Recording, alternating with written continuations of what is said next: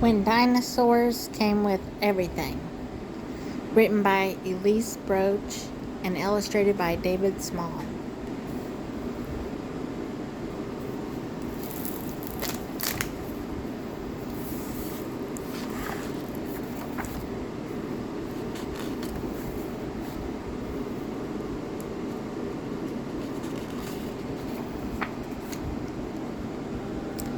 Friday is errand day.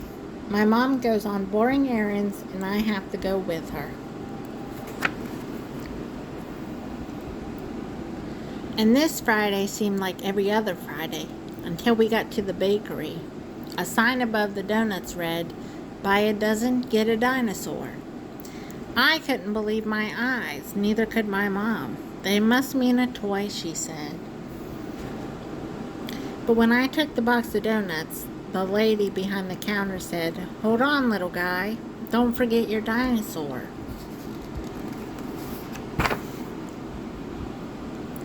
And there he was.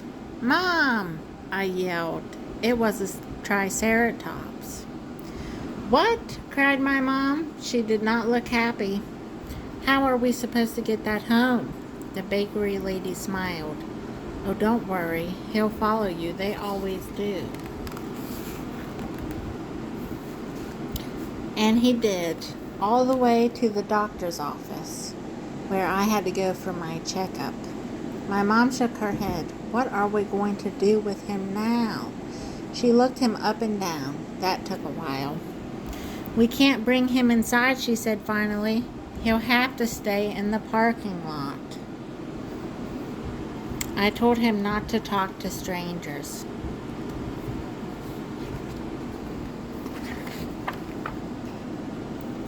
After my checkup, I asked for a sticker like usual.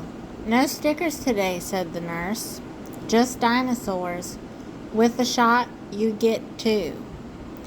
"I want a shot," I said. The nurse smiled. "Not today, buddy, but you can pick up your dinosaur at the front desk."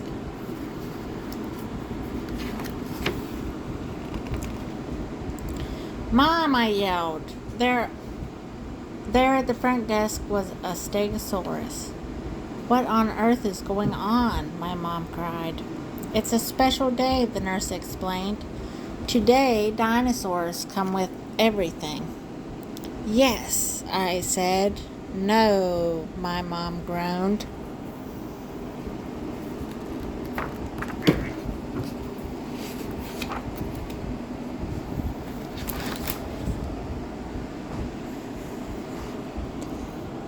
We walked down the street, and my triceratops and my stegosaurus walked right behind us. Thud, thud, thud. They make friends right away. Across the street, other kids had dinosaurs too. I saw an ankylosaur, a duckbill, and a velociraptor. We all waved at each other. Our mothers glared and kept on walking.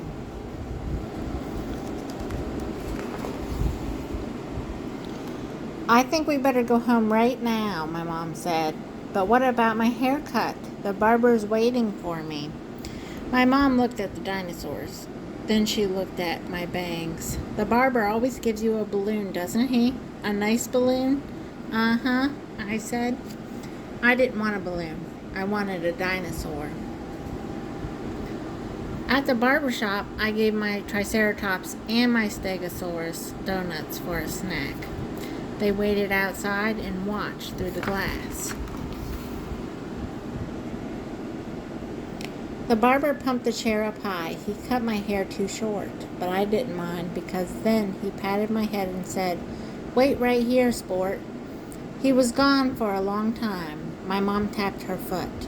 "I don't like this," she said. "Where exactly do they keep the balloons?" Just then the barber came back with something flying over his head. It wasn't a balloon. "Mom!" I yelled. "It was a pterosaur." "This is too much," my mom protested. "Now listen," she said to the barber. "I think a balloon will do just fine today. Don't you have any balloons? Sorry, lady, no balloons. You get one of these instead. It was like that everywhere we went. At the shoe store, the sign read, "Buy 2 pair, get a dinosaur free." My mom decided my shoes would last a while longer. At the theater, we could hear the popcorn man shouting, "Butter? No butter? You want a dinosaur with that?" My mom said we'd go to the movies another day.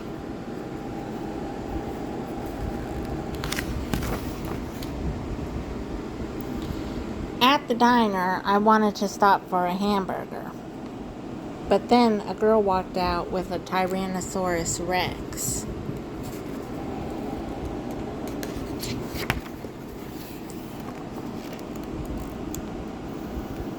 "Okay, that's it," my mom cried. "We are definitely not having lunch here."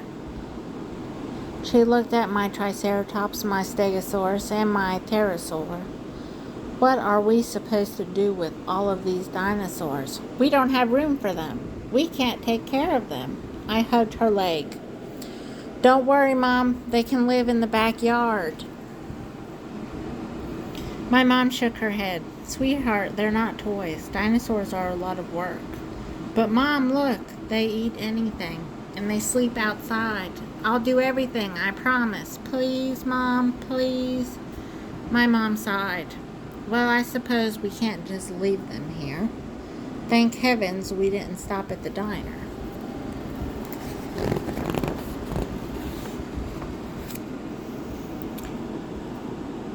We hurried home, and my dinosaurs hurried after us. Thud, thud, thud, flap, flap, flap.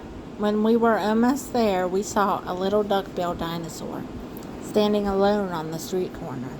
He looked lost. "Mom, that's a baby hadrosaur. He's all by himself." "Sweetie, we've already got our hands full. The hadrosaur followed us. It wasn't my fault."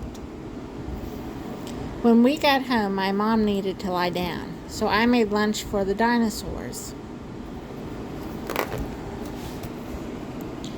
Then I showed them where to go to the bathroom. I told them to stay out of the neighbor's yard because of his mean dog.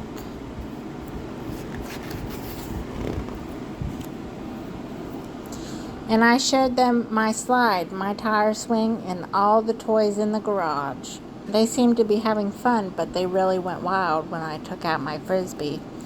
The hadrosaur had the first throw. The frisbee landed on the roof. I saw my mom watching from the window. "Is everything all right out there?" she asked. "Everything's fine, Mom. We can get it down." And my pterosaur flew up and plucked the frisbee out of the gutter. My mom kept watching. She looked at him for a long time.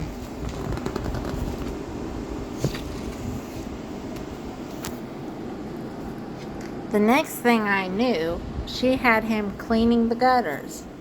Then she came out to the backyard with a pile of wet clothes. "These spikes come in handy, don't they?" she said. Pretty soon my mom had thought of chores for all of my dinosaurs. But I knew they didn't mind. It just meant they were a part of the family.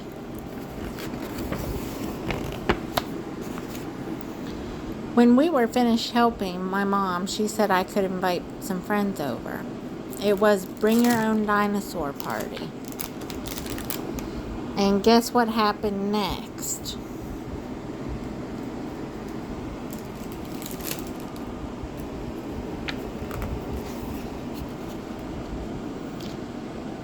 I heard my mom on the phone to the bakery. She asked, "Do you have any donuts left?" And that's when I knew everything would be just fine. The end.